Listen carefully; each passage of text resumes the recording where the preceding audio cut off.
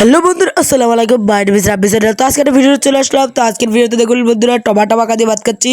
তো টমাটো টক মিষ্টি টমাটোর চাটনি।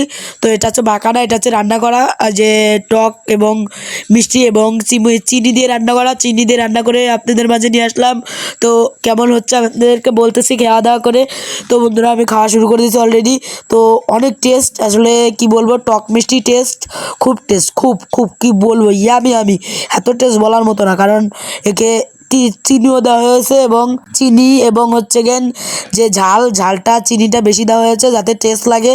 তো বন্ধুরা, এটা আপনাদের কাছে শেয়ার করলাম যে টক মিষ্টি টমাটার চাটনি কেমন লাগে, টক মিষ্টি টমাটার চাটনি কেমন লাগে, এটা আপনাদের কাছে শেয়ার করছি বন্ধুরা। আশা করি অনেক মজা লাগতেছে। তো বন্ধুরা, আজকে ভিডিওটা এটাই ছিল।